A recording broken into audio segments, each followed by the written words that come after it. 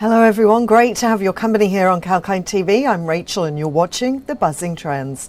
Now last week, prices of aluminium hit their highest levels in a decade at $2,720 per tonne on Wednesday, while three-month future contracts at the London Metal Exchange were noted at $2,705 a tonne on Thursday. Now, according to media reports, aluminium prices could move higher in the short term. That's underpinned by solid demand and supply shortfall after hitting a 10-year high. Such price movement has compelled analysts and rating firms to raise the price outlook for the metal during the ongoing year. Now, as aluminium is widely used across diverse industries, that includes aerospace, automobiles, railroad cars, packaging and construction, it's going to add another layer of challenges on top of what the global economy was already facing in the wake of the coronavirus pandemic. The key reasons behind what is causing this disruption in the supply of aluminium are believed to be the power crunch being faced by some aluminium smelters in China, pressing the aluminium producers to cut down their operations in line with the available power supply. Along with this, declining coal inventories in India are also raising an alarm for the industry, as coal is one of the raw materials used to generate power at a low cost. And if this was not enough, the coup in Guinea, which happens to be the world's second largest aluminium supplier, has further escalated the existing supply disruptions. Now, Guinea is home to a number of mines central to the production of aluminium. Rio Tinto's Simandou project is located there, and news this week about the coup sent the aluminium price to decades high. But reports now suggest the mining sector has been exempt from curfews and strict controls. The region is incredibly important, producing half of all bauxite consumed by Chinese refineries. And for the global aluminium industry, interruptions of bauxite supply from Guinea could have a devastating impact. According to the United States Geological Survey 2019 statistics, Guinea accounts for more than 20% of global bauxite production. Another concerning news is that China's plans to curb greenhouse gas emissions and turn carbon neutral is also a reason limiting supply growth from the region. Meanwhile, Australia and New Zealand combined produced 159,000 metric tonnes of aluminium in the month of July 2020, which is around 2.8% of the total global aluminium production. Apparently, the Australian aluminium mining industry is composed of diversified miners and small miners that contribute towards the overall industrial growth. During Friday's trading, several aluminium players listed on the ASX were noted to be in the green zone. Now, given this backdrop, let us look at the recent developments of these ASX-listed aluminium mining stocks. The first company on our list today is Alumina. This is a leading Australian resource company with 40% interest in Alcoa World Alumina and Chemicals.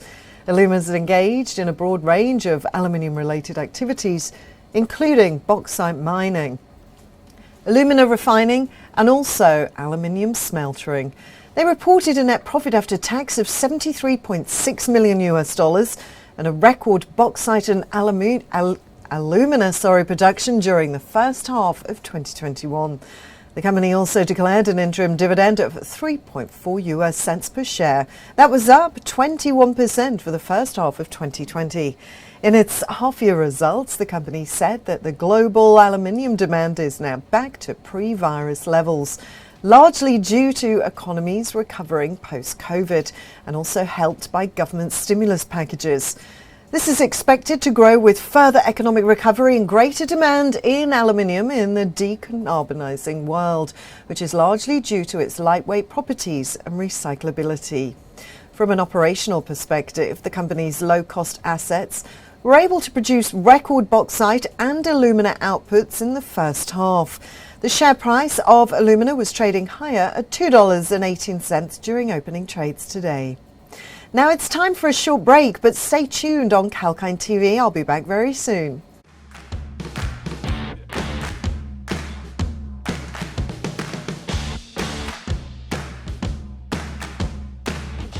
Tune in to get the latest information. Whether it's about market movements or the currency graph, sectoral coverage or industry news, we cover it all on our news segments. be on top of the latest news With Kalkine TV.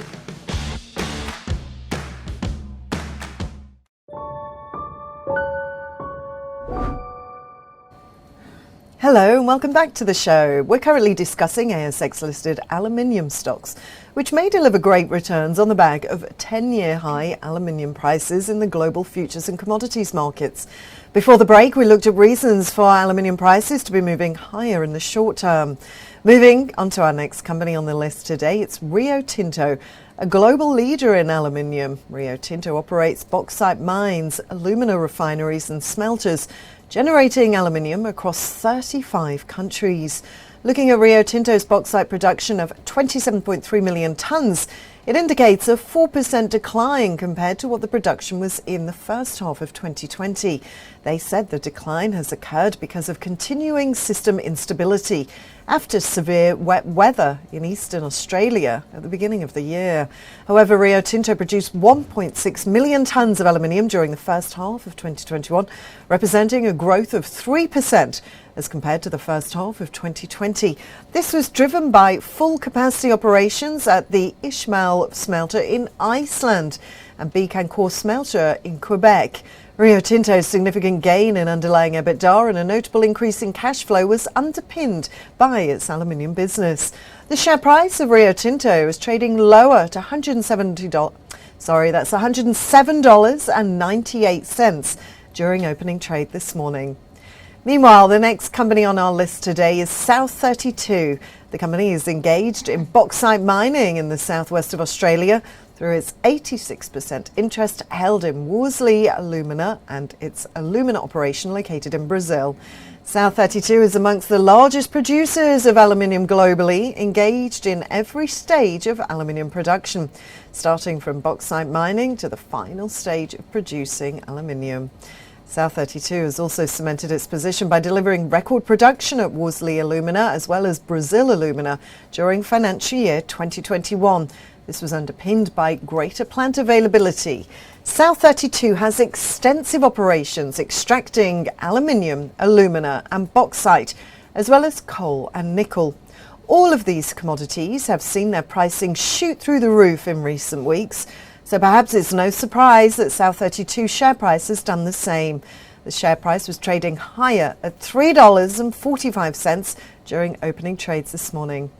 And the last company featuring on our list today is Australian Bauxite, being engaged in aluminium-related operations at its Sunrise project located in Binjur in Queensland. Notably, their total bauxite resources stand at 37 million tonnes in Binjur, and the initial 10 to 15 years of operation emphasises high-grade zones which warrant little processing. As Australian Bauxite Sunrise Bauxite project's designed to supply only 500,000 tonnes of gypsite-rich trihydrate bauxite each year.